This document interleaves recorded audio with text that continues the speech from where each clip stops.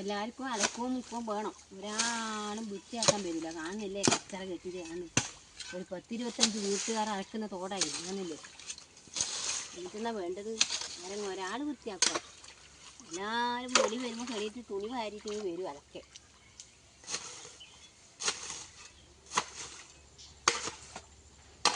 തൊഴിലുറപ്പുകാരോട് പറഞ്ഞാൽ അവരാണ് വൃത്തിയാക്കുക. പിന്നെ ഒരാൾ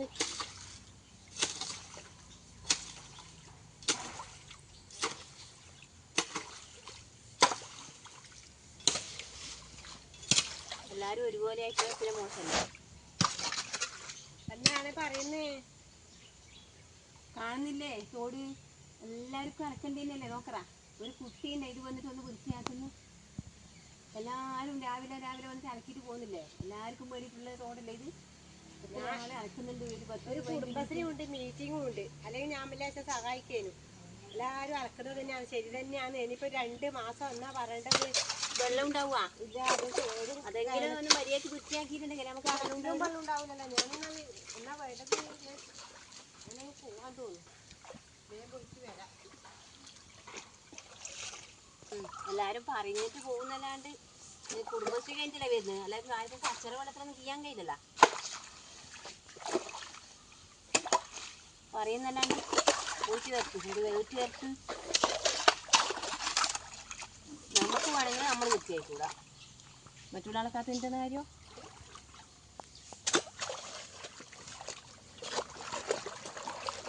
ഞാനിങ്ങനെ അത് പറഞ്ഞിട്ടിങ്ങനെ വരുവാണ്. എല്ലാവർക്കും പേടിക്കുന്നല്ലേ? ശരി തന്നെയല്ലേ? ഞാനെന്നിട്ട് പറഞ്ഞു കുടുംബശ്രീ തന്നെ നാളെ അനക്ക് കയ്യില ഇന്ന് വരാന്ന്. ഞാനവിടെ പറഞ്ഞിട്ട് ഒരു ഒപ്പ് ഇട്ടിട്ട് ഞാനിങ്ങ് വന്നു. കുറച്ച് ആക്കന്നാടി. ഞാനിപ്പോൾ അത്രയെല്ലാം വൃത്തിയാക്കിയിട്ട് അങ്ങനെ ഒരു 10 ആളുണ്ടെങ്കിൽ 10 ആൾ ഓരോ വായിക്കോട്ട് വെച്ച് അങ്ങ് വൃത്തിയായില്ലേ? ഞാൻ പറയാം എത്രയാൾ അലക്കുന്നതാണ്. എല്ലാവരും അലക്കിയിട്ട് കാണുന്നില്ലേ? ഈ ഒരു വെള്ളം ഇല്ലോണ്ടല്ലേ ഇത്ര നല്ല വെള്ളം ഒരു പറിച്ചിപ്പായിന്ന്. അവർ പറയപ്പോൾ നമ്മൾ പറയുമ്പോൾ നമ്മൾ വിളിച്ചുകൂടേനാന്ന് പറയും. എന്ന് വിളിക്കണം. ഓരോരാൾ വന്നിട്ട് ഓരോരു കൈക്കോട്ട് കൊത്തിയാൽ മതിയല്ല. എത്ര നല്ല വൃത്തിയുണ്ടാവും. എത്രയാൾ അലക്കുന്ന തോടാണ്.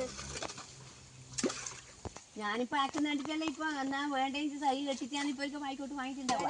തോട്ടിൽ വരുമ്പോൾ എനിക്ക് ദേഷ്യം വരും. നോക്കറാ ഈ തുണിയല്ല നോക്കറാണ് ഇവിടെ ഇട്ടിട്ട് അലക്കുന്നവരെ വീട്ടിലിട്ടൂടെ? ഇത് ഇന്ന് തുണി എടുക്കാൻ തോട്ട് കൊണ്ട് ചാടിയ പിന്നെ അലമ്പില്ലല്ലോ. തൊഴിലുറപ്പുകാർ വന്നിട്ട് മന്ദളം പറയുന്നുണ്ട്. അല്ല ഇന്ന് തുണി എടുക്കാനുണ്ടല്ലോ അവര് വരുന്ന വെച്ചാ പോരെ? നോക്കറാ ഇത് പിന്നീട് ദേഷ്യം വരാണ്ടിരിക്കണ്ട. നോക്കറാ ഓരോരോ തുണിയും അതന്നെയാണ് തോട്ട് ചെയ്യാൻ തന്നെ മതി. അതുകൊണ്ടാണ് അനക്ക് വിചാരിച്ചിട്ട് തന്നെ ഞാൻ പിന്നെ നീ കീന്നാണ്ടിട്ട് എനക്കെന്തോ പോലെ നമ്മളൊന്ന് ദിവസം രാവിലെ വരികയല്ലേ. നോക്കറാ ഒരു തുണി അത് അലക്കുമ്പോ വീട്ടിൽ തന്നെ വെച്ചുകൂടി. അത് ഇന്ന് എത്രയാ വരുന്നുണ്ടപ്പ സഞ്ചി എടുക്കാനും തുണി എടുക്കാനും ഓരോരോ മാസം കുപ്പിയായിട്ടും ചെരുപ്പായിട്ടും.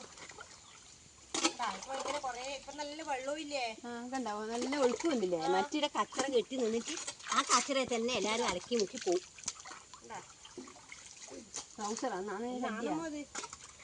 അത് ആരുതാന്നെല്ലാം കണ്ടുപിടിക്കാനല്ലേ കഴിയേനു.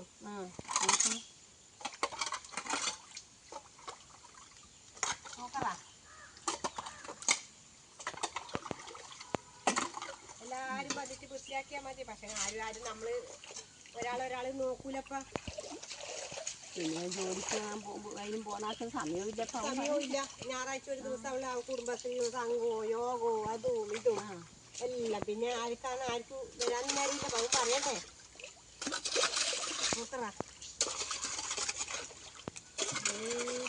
പക്ഷെ കഴിഞ്ഞ ഈ സമയത്തെല്ലാം വെള്ളം കുറേ വയ്ക്കുന്നു കേട്ടാ. ഇടക്കിടക്ക് ഒരു മഴ കിട്ടിയിട്ടുണ്ടെങ്കിൽ ഒരു മെയ് വരെ നമ്മളങ്ങ് ഒത്തു പോവുകയല്ലോ അല്ലേ? അതെ നല്ലൊരു എന്നാ പറയേണ്ടതാ. അതെല്ലാം ചളി കെട്ടി നിന്നിട്ടുണ്ട് കേട്ടാ. കണ്ട എത്ര ഒഴുകി പോയി കണ്ട. ഇതാ പറഞ്ഞത്. ഇങ്ങനെ എല്ലാരും കുറേശ്ശെ അങ്ങനെ ആക്കിയാൽ മതി. നല്ല വൃത്തിയാവും. ഇതിലെ കൂടിയുള്ള ആള് പോകുമ്പോ ആക്ക അസൂയ. വെള്ളം കണ്ടിട്ട് നമ്മൾ അലക്കുന്ന കാണുമ്പോ മോശം വെള്ളത്തിൽ അലക്കം പറയും. ഇതിലും മോശം വെള്ളത്തിലെല്ലാം നമ്മൾ അലക്കലുണ്ട്. പക്ഷെ നമുക്ക് ഇങ്ങനെ കിട്ടാനൊന്നും നമ്മളെ ഭാഗ്യല്ലേ? നമ്മളെ ഭാഗ്യം എന്ന് പറഞ്ഞാൽ മതിയാ. ഇത് ഉള്ളോണ്ട് എത്ര സുഖാണോ അവനെ ചെയ്യാൻ. അല്ലെങ്കിൽ എങ്ങനെ ഇങ്ങനെ ഇപ്പൊ അങ്ങോട്ട് വൃത്തിയാക്കലാണ്. എന്നാലും അവര് വെച്ചന് നാളെ രാവിലെ കുറെ ആൾ അലക്കാണ്ടല്ലേ? അതെ അവരോടും പറയാം തീരുമാനിക്കും. കുറേശ്ശെ ആക്കിയിട്ട് ഇല്ലെങ്കിൽ എല്ലാവരും കൂടി ഒരു ദിവസം ഉച്ചയ്ക്ക് ശേഷം വന്നാൽ മതി.